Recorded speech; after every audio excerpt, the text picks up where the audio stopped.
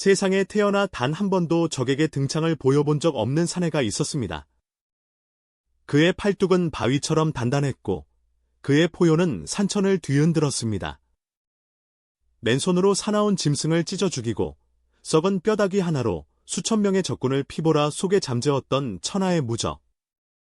하지만 하늘이 내린 그 엄청난 힘도 한 여인의 붉은 입술 앞에서는 한낱 부질없는 모래성에 불과했습니다.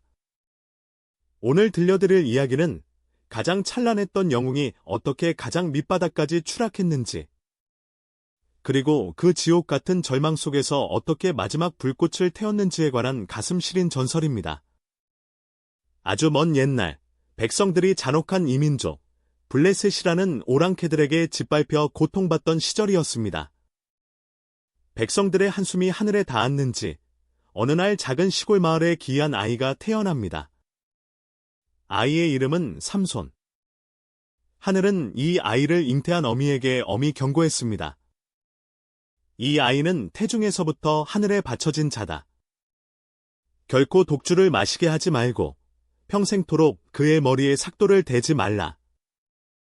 그의 힘은 바로 그 머리카락에서 나올 것이다. 세월이 흘러 장성한 삼손은 그야말로 인간의 껍데기를 쓴 것과 같았습니다. 어느 날 그가 이웃 마을로 가던 중 산길에서 집채만 한 사자가 굶주린 이빨을 드러내며 그에게 덤벼들었습니다. 일반인이라면 그 자리에서 혼비백산하여 살점이 찢겼겠지만 삼손은 달랐습니다. 그는 사자의 목덜미를 맨손으로 움켜쥐더니 짐승의 턱을 마치 어린 염소 새끼 찢듯 반으로 갈라버렸습니다. 피가 튀고 사자가 짐승의 단말말을 내지르며 쓰러지자 삼손은 피 묻은 손을 툭툭 털며 가던 길을 마저 갔습니다. 그의 힘은 인간의 상상을 초월했습니다. 오랑캐들이 삼손을 잡기 위해 1000명의 정예 군사를 풀어 산을 포위했을 때의 일입니다. 칼과 창이 숲을 이루고 적들의 함성이 계곡을 메웠습니다. 하지만 삼손의 손에는 그 흔한 칼 한 자루 없었습니다. 그는 바닥에 나뒹굴던 짐승의 뼈, 바싹 마른 나귀의 턱뼈 하나를 집어 들었습니다. 이깟 뼈다귀 하나면 족하다. 그의 우렁찬 사자후와 함께 피의 축제가 시작되었습니다. 삼손이 나귀 턱뼈를 한번 휘두를 때마다 10여 명의 적들이 낙엽처럼 나가 떨어졌습니다. 뼈가 으스러지고 창구멍이 뚫린 갑옷이 사방으로 튀었습니다. 1000명의 군사가 단 한 명의 사내에게 도륙당하는 데는 반나절이 채 걸리지 않았습니다. 산비탈은 적들의 시체로 산을 이루었고 턱뼈에서 뚝뚝 떨어지는 피를 보며 오랑캐들은 공포에 질려 오줌을 지리며 도망쳤습니다. 이후 20년간 삼손은 감히 누구도 범접할 수 없는 절대적인 우두머리로 군림했습니다. 적들은 무력으로 그를 이길 수 없음을 뼈저리게 깨달았습니다. 그래서 그들은 칼 대신 세상에서 가장 날카롭고 부드러운 무기를 준비했습니다.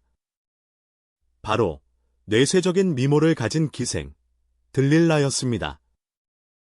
들릴라의 치마폭은 짐승 같은 사내의 눈을 멀게 하기에 충분했습니다. 독주와 여색에 빠져 밤낮을 지새우던 삼손에게 들릴라는 뱀처럼 귓가에 속삭였습니다. 나의 장사, 나의 영웅이여. 당신의 그 엄청난 힘은 대체 어디서 나오는 것입니까? 제게만 살짝 알려주시지요. 삼손은 처음에는 웃어넘기며 거짓말을 둘러댔습니다. 하지만 여우 같은 들릴라가 눈물을 흘리며 당신은 나를 사랑하지 않는다며 밤낮으로 치맛자락을 붙들고 늘어지자 천하를 호령하던 거인의 마음도 결국 모래알처럼 속절없이 무너져 내리고 말았습니다. 내 힘의 비밀은 태어날 때부터 단 한 번도 자르지 않은 이 머리카락에 있소. 만약 이 머리가 잘린다면 나는 보통 사람처럼 나약해질 것이오. 아, 영웅의 입에서 나오지 말았어야 할 치명적인 진실이었습니다. 그날 밤, 삼손이 들릴라의 무릎을 베고 세상 모르게 골아떨어졌을 때 들릴라의 은밀한 수신호와 함께 어둠 속에서 사내가 나타나 삭도를 내밀었습니다. 서걱, 서걱. 칠흑같이 검고 굵은 삼손의 머리카락이 방바닥으로 무참히 떨어져 내렸습니다. 삼손. 적들이 쳐들어왔습니다. 들릴라의 날카로운 외침에 삼손이 몸을 일으켰습니다. 그는 평소처럼 사자후를 내지르며 팔에 힘을 주었으나 하늘이 주신 힘은 이미 그를 떠난 뒤였습니다. 수십 명의 오랑캐가 밧줄을 던져 그를 짐승처럼 올감했습니다. 저항 한번 제대로 하지 못하고 바닥에 처박힌 천하장사. 적들은 낄낄거리며 시뻘겋게 달궈진 인두를 가져와 삼손의 두 눈을 무참히 찢어버렸습니다. 빛을 잃은 영웅의 말로는 비참했습니다. 손과 발은 굵은 쇠사슬에 묶인 채 캄캄한 감옥에서 소나 말이 돌리던 거대한 연자맷돌을 밤낮 없이 돌려야만 했습니다. 적들은 그에게 썩은 물을 끼얹으며 조롱했습니다. 저기 보아라. 천하의 삼손이 개처럼 맷돌을 돌리고 있구나. 모욕과 매질 속에서 삼손은 피눈물을 흘리며 하늘을 향해 절규했습니다. 자신의 어리석음을, 그 치명적인 유혹에 넘어가 사명을 저버린 죄를 뼈저리게 회개했습니다. 하지만 그 어두운 지옥 같은 시간 속에서 빡빡 깎였던 그의 머리카락이 다시 조금씩 자라나고 있다는 사실을 적들은 눈치채지 못했습니다. 어느 날 오랑캐의 수장과 수천 명의 귀족들이 거대한 신전에 모여 성대한 잔치를 벌였습니다.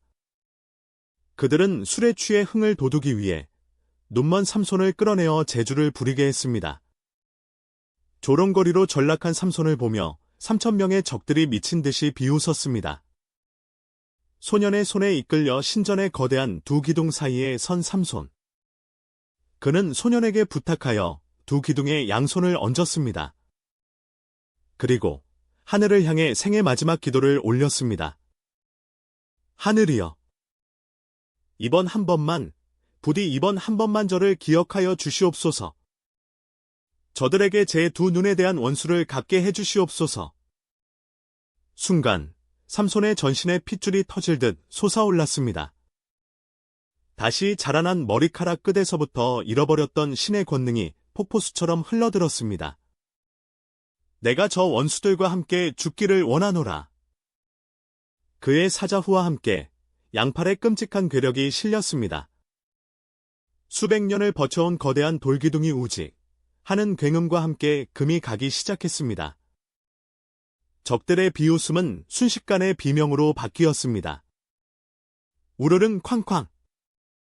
육중한 기둥이 뽑혀나가며 지붕이 무너져 내렸고 3,000명의 적들과 삼손은 쏟아지는 거대한 돌무더기 속으로 완전히 파묻히고 말았습니다.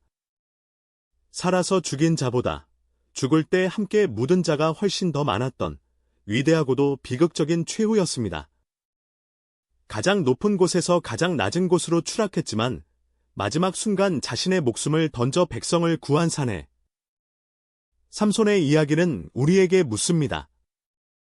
진정한 힘은 결코 잘려나가는 머리카락이나 육신에 있는 것이 아니라 스스로의 나약함을 인정하고 마지막까지 사명을 포기하지 않는 그 마음에 있다는 것을 말입니다. 지금까지 지혜의 옛날 이야기였습니다. 편안한 밤 보내십시오.